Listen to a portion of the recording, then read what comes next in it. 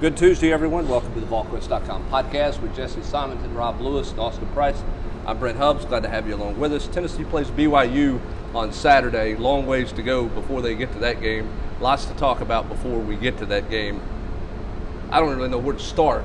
I guess we start with, we talked about it a lot after the game. We certainly have written a lot about it. Chance to digest it. Had a chance to hear Jeremy Pruitt visit with the media. Where, if you're putting a bow tie on week one, can you bow tie it? Can you put a bow on it? Anybody? I've never tried to put a bow tie on crap. I mean, it was bad. I mean, there's a lot to dive into. But how do you? If somebody says, "Hey, I was out of the country, whatever," what the world happened on week one? It wasn't a fluke. It's probably the simplest distillation you can say. Georgia State was the better team. The fact that there probably wasn't a single guy on that roster, on the Panthers roster, that Jeremy Pruitt and his staff had any interest in should be alarming. And the bigger picture deal for me, and this is something that I think we all have to keep in mind moving forward. I try to constantly remind myself this each off season. Every now and then you can kind of get sucked in. But I wrote about this at the beginning of my review piece. We honestly know so little about these teams until you actually get to see them with your own eyes for 60 minutes. Yeah, it's true. It's just it's crazy. It's not whining. It's not belly aching. It's that's reality. just the way it is with college football. It's across the sport. Outside of the best teams, the Alabamas, the Clemsons, the Georgias, that you know are going to be there. From every team to a Tennessee to a Michigan that people were surprised about. It's 9 months of mystery. And then you go on that blind date that first Saturday, and you don't know what you're going to get. And you know what we got? We got a truly shocking and appalling show. Which is why with like practice observations, and I'm more like in the camp of you guys are probably a little bit opposite of me. I feel like you take everything you see with a little bit of a grain of salt because they do move stuff around when we leave. But the biggest deal is all these people, and there's a ton of people Saturday night. Oh, you guys should have saw this coming. I mean, no access. It's the same access we've gotten for 10 years. Coach, we see as much practice now as we did with Butch in the latter years of Dooley. I mean, it's not like that this is some like revelation that Jeremy's come in and cut off the media. That's just dumb. So you're right. I mean, you don't know a whole lot about them, and realistically, we still know nothing. We've seen 60 minutes against. I think we know they're not very yes, good. But you know, this 60 minutes was more that you know than the last 9 months of all the conversations we've had publicly and privately, and that's kind of been my point that I've said it on the radio. I wrote it. There's just, again, so much of it is college football for 9 months exists in the shadows. It's all about whispers. It's all about, and so you know what? We got 60 minutes with our own eyes, and we saw that Tennessee was not inspired. They did not look prepared, even though the head coach said they had a good game plan and said they made solid in-game adjustments. Did he say he was comfortable with what they did? What was the word he was comfortable that they knew what to do. Okay. Yeah, he was comfortable with the plan. And he specifically followed up and said, in my opinion, I thought we made some nice in-game adjustments. Yeah. We do both lines of scrimmage were a question mark. Sure. I mean, everybody. I mean, we talked about that ad nauseum, but the fact that they were just so abysmal in the defensive front and the offensive front, I mean, I was shocked. I mean, 215 yards rushing for Georgia State. Tennessee has 93, -2 in the second half with 4 quarterback sacks, and a couple of those were on Jarrett. But see, I'm going to go with I think Jesse and I always do S&P. I think the offensive line is stock stagnant. I don't think because they did some things early. They did pass protect pretty well, and you're right. A couple of those, not even on Jarrett, but they're also on running backs. Running back pass protection was terrible. It was terrible. So, I think that they're kind of – it's the defensive line. I mean, Middleton's not tough enough. Savion Williams, I don't know if he's big enough. Maybe he is. Maybe I just feel like compared to the others. And then Karak Garland. I mean, how do you go from the transfer portal to the field? Jesse, you counted – what did he play? Have 4 full practices after he acclimated? 4, and he got 20 snaps on Saturday. Which was significantly more than who? I mean, it was Matthew Butler. Butler got 4 snaps. Mincy, I think, played like 5, and Simmons didn't play at all. Hubs. Right. Which is an eye opener, and I'm sure a lot of people in that room are going, "Wait a minute, what are we doing here?" You know, here's I'm with you on the offensive line in that I don't think they're as bad. I think they're going to be better there. I think some of the sacks were definitely on the quarterback. Jared continued to struggle to see. I thought he missed open receivers. I didn't think he read enough stuff pre-snap. I do think that offensive line's got to find 5 guys, Rob, at some point. You can't every 7 plays or every 10 plays or every other drive, whatever it is, continue to rotate those guys. I don't get that. And I know I'm not the only one, but I haven't gotten that all fall camp while there was no urgency to find your 5 best offensive linemen. I bet you the athletic director here thinks that offensive line chemistry is a big deal. Well, and then you've got and listen. I want to talk constructive criticisms and with factual stuff. The Jameer Johnson stuff is boggling, almost as boggling as the Garland stuff, from the standpoint of he's a guy that's praised. He plays a bunch of snaps. He played the best really of anybody. I don't know what he's. We'll have all the grades, the PFF grades a little bit later today. But he's a guy who played well. But this is a guy that they were beyond angry with him, like sit and watch type practice for 10 days. Hold your helmet. Second scrimmage, Darnell Wright led all the offensive linemen with 59 reps. Number 2 was Jameer Johnson at 50. Okay, so that's coming out of the second scrimmage. After the second scrimmage, because you only had 2, he had 4 straight days where he did not practice. He was out there when we were out there, but he did not practice because of weight, because he was like 271, 72 pounds, and the staff wanted him to be at 285. Now, they ended up relenting because he never reached 285 because they told him he wasn't going to practice until he got to 285. He's still not at 285. No. And then the first day that he got back out there was a struggle bus conditioning-wise because he had missed 4 days, and which to me seems like a bit bizarre. He should be in good condition to work if he misses 4 days, unless it was he doing going to Waffle House for 4 days. That one, but still, Karat Garland just is the biggest mind blower to me, because you go back to the last staff, and Butch was crucified by a lot of people for letting certain offensive linemen, quote, quit the team or miss 3 days because they were threatening to quit the team, and then come back and were inserted right into the line. Now, granted, Karat Garland did not start, but played as many snaps as Bumpus. But he played so many snaps compared to the rest of those guys that are along the same ilk. This is Karat Garland. We're not talking about. We're not even talking about Jameer Johnson. We're sure not talking about Trey Smith, who didn't really go through fall camp. Karat Garland was a throw-in because they needed warm bodies 2 years ago, and they had in at that high school when they were recruiting the kid to end up going to Florida State. Like any other class, there's no way he ends up here. To me, it tells you exactly where they think they are up front along the defensive line. And I will say this: in rewatching the game, I thought Emerson actually flashed at times, and I thought he ran to the ball hard, which some other defensive linemen didn't do. And I actually even thought Middleton made a couple plays. The guy, talk about a week ago, everyone was so excited that Tennessee finally got the Aubrey Solomon green light. Hubs, you and I even said, we don't know. This is big news from a depth standpoint, from an upside standpoint, but even potentially, I guess, from an experience standpoint, because at least Solomon had played some. But he did not like wow me on Saturday. And a particularly concerning thing when you rewatch the tape is the linebackers. Toa, I think, should play every snap. He's going to make some mistakes, but the yanking him off the field because he might have made a mistake in pass coverage doesn't do anything confidence-wise for that kid. Well, it's just go rewatch the first drive of the third quarter.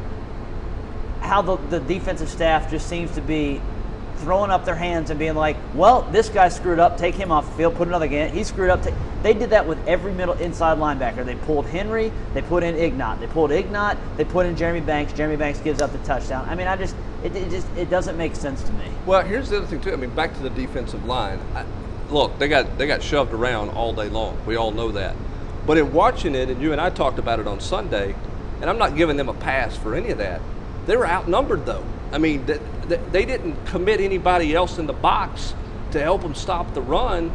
You're asking them to win, a young, inexperienced group who certainly struggled to line up, has football IQ issues, to win a bunch of one-on-one battles to stop third and short. It was really bizarre. 4th and 1, you're still in a nickel. Yeah, you're in nickel, and 4th and 1, 3rd and 1, you're staying in those formations and not creeping anybody to the line of scrimmage to try to get a stop there. They didn't help their defensive. A bad defensive line didn't get any help either. 100%. And I know, a lot of folks. There's a lot of folks who know way more about football than I do. And including those people over there, including those guys making a huge amount of money. But I think you and I can also do basic math. And I know they do a lot of 9-on-8 in practice, but you don't have to do that in the game. You got 11 guys. Use them. Rotate a safety down. Put another guy in the box. I mean, I put it in my piece. Other folks noted it as two. I mean, how many times was Tennessee 6 versus 8 or 7 versus 9 with a running quarterback that was giving them fits? And it's just way too many. All right, so Jeremy Pruitt is known, Rob, for being a defensive coordinator. As he personally acknowledged last week, it's why he got the job head coach at Tennessee. That should be, obviously, not the easiest thing to fix, but should be what he knows to fix the most. You're Jeremy Pruitt. It's Tuesday. You've had 48 hours to figure this out. What's your answer for fixing your defense? I mean, I think strip it down. I mean, I know he said it was simple. They had a simple game plan. I mean, if that's true, then they got real problems. I mean, I don't know that I believed it was all that. I mean, just like you said in postgame, if you can only run one call, then run it. But you can't. I mean, the misalignment stuff that's just been blowing up on Twitter and almost becoming Tennessee's equivalent of the two Florida players blocking each other. I mean, that's just embarrassing. I mean, when you're. And how do you not call a timeout there? I mean, there was so many. I mean, there was. Nigel Warrior's a senior. He's made his 25th start on Saturday. How does somebody, and he had to see it in front of him. How does somebody in the defense not have the presence of mind to call a timeout? Pruitt even accepted blame on the Monday press conference that that's on him, that it shouldn't be the expect. He didn't call a timeout. Tennessee didn't call a timeout then. They didn't call a timeout when they sent DeAndre Johnson on the field late when it was still a close game. You need to stop there in the red zone. You need to stop. Pruitt talks about how important the red area is. You don't call a timeout and that there. was right in front of of him and Ansley. And earlier in that drive, you don't call a timeout when you send a guy out or you can't get 12 men off the field, and that was also right in front of the staff. I mean, that sort of stuff is just inexplicable. Like I said, I scale it back to, whatever the fundamental ABCs of his defense are. I mean, just guys have got to know what to do. I mean, if you can't get lined up, you're beat. You got no chance. And they need their junior quarterback to play better. That's going to be, Jarrett said after the game, not too good, not too bad. I don't think those comments did himself a lot of favors. But I also don't think that, he said that BYU did a lot of stuff they weren't expecting. You mean Georgia State? Georgia State, did a lot of stuff they weren't expecting. Again, I mean, when you rewatch the stuff, it didn't look like they were doing anything particularly complicated. This was a pass defense that was the worst in the country a year ago. Every time Tennessee tried to find that little seam or slant to Jennings, they seemed to have some success, but they didn't go to that all the time. Obviously, they had nothing in the run game, and then Jarrett was he was careless with the football, and he kind of reversed back to what he did really early last season and then much in 2017, where before the snap, he already knew, all right, this is where I'm going with the ball, no matter what.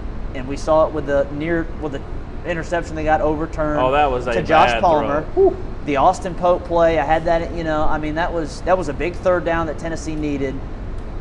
He threw Callaway's wide open because Jarrett doesn't wait for the play. He said, "I'm just going to go right here." And there was other instances too. You and I talked on the phone. He missed the touchdown to Jawan Jennings. Jennings was pretty furious at the end of the first half about that one. And Pruitt alluded to that on Monday in his press conference about didn't see the right side of the field to where he was open there. Look, you're going to miss throws. No quarterback's ever played perfect from that standpoint. It's just, the throws he missed were critical throws. They were conversion plays. There were touchdown plays there. I wonder, Rob, if you're Jim Chaney, look, you've talked all season. Jared's talked all season about I've got control of this, that. I wonder if they simplify for him, do a little more check with me at the line of scrimmage, and let the coaching staff help them get into a better play for him until he starts to build in this offense. I say that because this was something that we saw with Chaney and Kiffin and Crompton when he was here. Remember UCLA, total different loss, guys. I'm not comparing the two at all. They lose a game to UCLA. It's not very good. Crompton didn't play very well, and they seemed to help him along a little further and built from there. I wonder if they look at doing that this week with Jerry Gary. I could possibly see that. I get the sense from Jarrett that it's not knowing the offense. I think it's like Jesse said. I get the sense that Jarrett knows the offense. I just get the sense that he just instinctively, man. I just don't know that he has the presence to where he sees the field like he's supposed to. And I think Jesse hit the nail on the head. Which to me goes back to that Pope play where he throws it 2 yards short, sticks on third and guys, and I think another kind of example of what is just kind of a lack of feel. Kind of robotic. Like not having the presence to see that quarter blitz or to feel it the other day, to know that's coming. I mean, for a guy that's going into his third year as a starting quarterback, I mean, you'd like to think he's got more awareness. Throwing the ball out of bounds on 4th and 3. Yeah. You know, I mean, that was just. It was not his, and that was honestly surprising because we haven't seen anything for 9 months, but behind the scenes there was so much buzz and positivity about Jarrett and his growth and his comfortability with Chaney. The head coach had praised him, which coach, was, same guy he wouldn't even reference a year ago, and so called him his guy. Right, and so I was quite surprised by that performance. So when you bring up the throwing out of bounds on 4th and 3, I mean, you go back 2 years ago, you know, when Butch's last year. Talk about the interception. Plays at Alabama, and you know, how heady of a football play was that? I mean, he kept it in the field of play. He threw a pick, but he at least tried to make a play there on the 4th down and goal down there against Alabama. Knew that does you no good to throw it out of bounds. And here 2 years later, he throws it out of bounds, and you know, where's that same mindset? Again, if I'm T. Martin or Jim Chaney or Jeremy Pruitt, the receivers that on 3rd down and 4 that run it a route 2 yards, and the quarterback that throws the ball to those said receivers, they would go to the bench. I mean, and at least watch. I'm not saying bench them, but I would set an example. I don't know if you can bench a quarterback. You may lose. You can't do that in week 2 and lose him for the rest of the year because look, there's a reason there was no competition behind him. No, I didn't say bench. I said I'd pull him out. I'd pull him for one play. But you may lose him. What I'm saying is mentally you may completely lose him. You know, is there a difference? I mean, I think the difference is you don't play with him the rest of the year if he's done. I mean, you know what I'm saying? I mean, look, we're in a state where that's what kids do. I mean, you know, we're heading up, and moving out, and heading elsewhere, and doing those other types of things. So I think Jarrett gives Tennessee the best chance. That's where you got to help him. That's why I'm wondering if Jim Chaney doesn't do some sight reading for him pre-snap. Okay, look, they're in this coverage. Okay, this is what you got. This is where you go with the football. We're going to pre-snap that for you and build into the offense that way. I wonder if we see that a little bit this week. I think the other thing that Jared needs help with, because it's not all on Jared, he's got to have a run game. And to have a run game, you got to run the football. You got to call some runs. Okay, and listen, I'm not interested in beating up on the coaching staff all the way, but they deserve tons of criticism here. This idea that the score got away from them in the second half where they had to throw it all the time is a farce. You led in the 4th quarter. And you ran the ball quite. You had the lead in the 4th quarter. It wasn't like Florida 96. You're down 35-0, and you got to throw it every day. They weren't great the first time. They had 95 yards rushing. That was respectable. And they were balanced. They had 20 rushes and 20 throws. And they were averaging 4.7 yards a carry in the first half. If they duplicate that, they run for a $190. Yeah. I mean, you take that every week. But if they, I just again, they weren't dominant, but there was no reason to abandon it. And that was. Honestly, to me, the bet I would have lost, I'd have lost my house that they threw it the first 2 plays of the game. Okay, I know we don't get to watch a lot of practice, but to see what Jim Chaney had done with that offensive line for 2.5 weeks, I would have bet my house the first play was going to be a run. Okay, not first and second down being thrown, so I'd have lost that bet. The other bet I would have lost is if you'd have told me there wasn't a running back on the roster that got 10 carries. I didn't expect anybody to get 25 because I thought they were going to rotate everybody, but I thought somebody would get double-digit carries in the football game. 7, the most anybody got. Yeah, I mean, and the tie stuff again makes no sense. I mean, he was rewarded. He fumbled the ball multiple times in scrimmages, yet he was still rewarded with the start. The first one, it's hard to even really put on his shoulders. The second one was absolutely terrible fundamentals, and he deserved to kind of be yanked a little. But to pull him completely, but then say, well, you can keep returning kicks for us. That doesn't add up to me. That just doesn't make a lot of sense. Yeah, and that first play, it would have been an interception. I don't think it ever hit the ground. It did not. It didn't hit the ground. But he ran the wrong route there. That ball's always got to be going forward. It's never supposed to be a lateral on that play. It's always supposed to be a ball going forward, so you don't have that issue if the ball hits the ground there that it's a live football. So he bubbled too deep, or the quarterback didn't retreat enough. Those two guys were not on the same page there. Ball's never supposed to be a lateral in that situation. So or a missile. You got a MA, you got a missed assignment on your second play from scrimmage. Right. Which is, not a good start when you're scripted your first 15 plays of the game. the way Although Jim Chaney better does. than year, what was it? They fumbled the snap fumble on the first play a year ago. So But they got the punt. that's true. They didn't give it. They didn't give it up in the red zone for a touchdown. That's a few true. plays later. So if you're Jim Chaney, I'm going to ask the same question. If you're Jim Chaney, what do you do this week for your offense? How do you fix it? What do you do?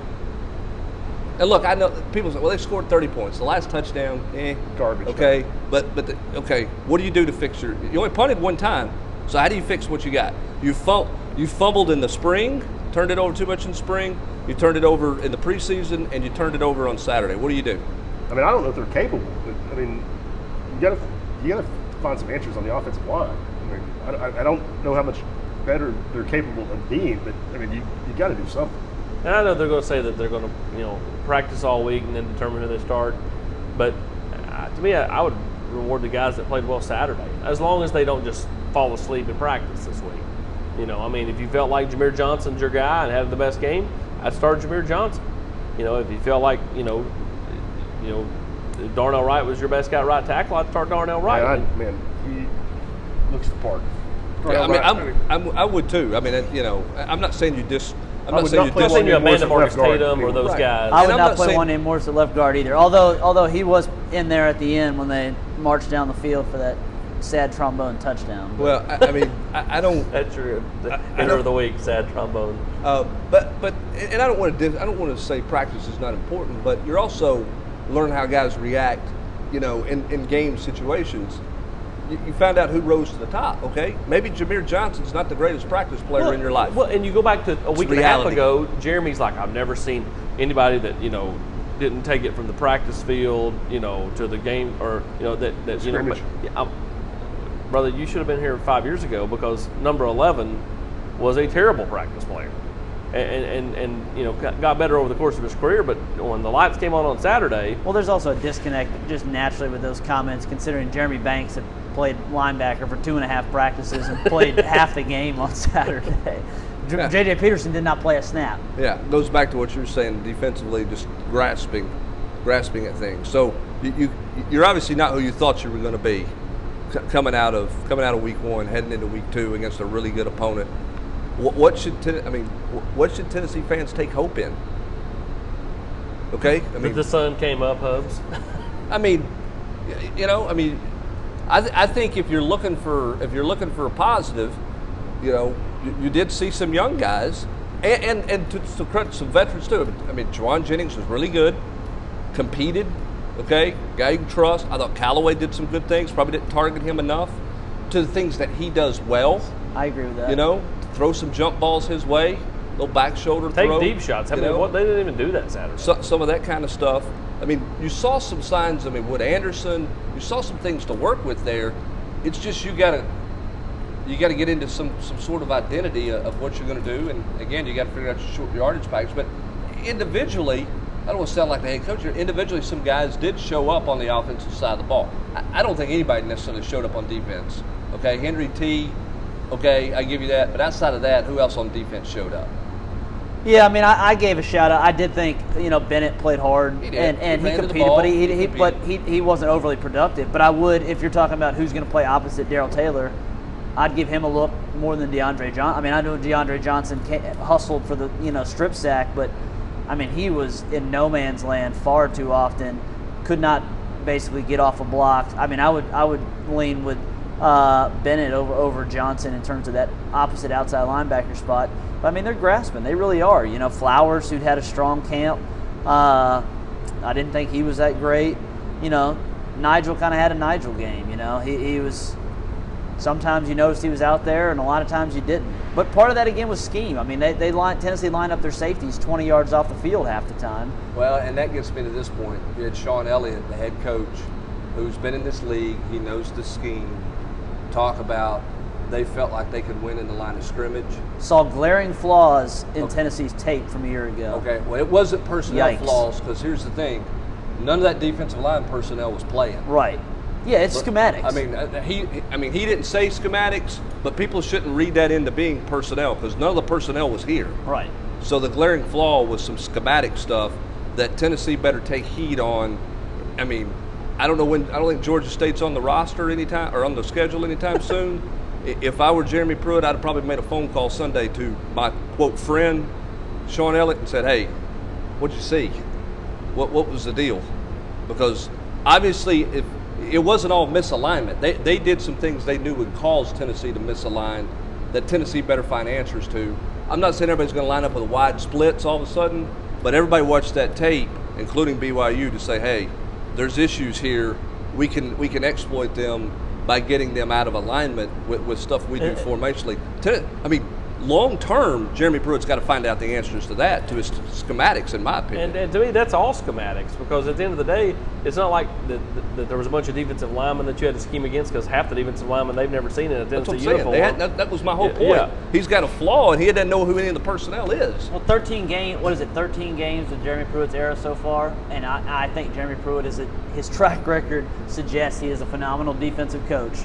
And this staff has paid a lot of other guys who have had varying degrees of success elsewhere, but they've given up 38 points, I think, in 7 of those 13 games. 38 points. Who would have thought Tennessee fans would long for the days of John Jancek's defense? I mean, when you look at the last 4 years, I think they long right now for a team to line up and compete. They do, and a team, quite frankly, that hurts when they lose. Rob, I think that's what they long for as much as anything. I'll tell you, the most alarming thing from people who've been around this program a long time should have been the stadium in the third quarter. I mean, it was 50,000 people here. Oh, the people in the sun, they said, "I ain't getting sunburned for this," and they headed to the house. I mean, that should scare some decision makers up here. Because I don't want to be all hyperbolic or whatever, but I mean, you're losing the fan base for the kind of product that they saw Saturday. A week ago, if I said, "Guys, Ty Chandler leads the team in rushing, gets in the end zone. JG goes for over 300 yards. Jawan Jennings goes for over 100 yards. Punt Eric one Gray has 80. Yeah, Gray has 80 yards total offense. Dominic Wood Anderson has basically 80 yards total offense." You would have thought Tennessee wins. They really lost by 15. They scored a garbage touchdown with 2 seconds to go. And got out. I mean, I answered a question on the board, I think, on Sunday about this. I believe it was Sunday. Were they overlooking, Georgia State because they were game planning for BYU, all that? I can't buy into that when they've literally plastered, all over the facility, the never again, the scores against Alabama and Georgia and Florida and all. Every game they lost by 26. There's just picture, never again. And then you come out that flat in the season opener of a year that folks are saying, this could be the year that you come back. Mystifying. Yeah, certainly is. A lot of questions to be answered. Not sure how many answers they can find in a hurry, but we'll start to find out this week. We'll hear more from Tennessee throughout the week. We'll have complete coverage throughout the week as well. And we'll talk more about BYU coming up on Friday in our Friday edition of the Volquest.com podcast. That's going to do it for this edition. For Jesse Simonton, Rob Lewis, and Austin Price, I'm Brent Hubbs. Thanks for joining us. Have a great rest of your Tuesday, everybody.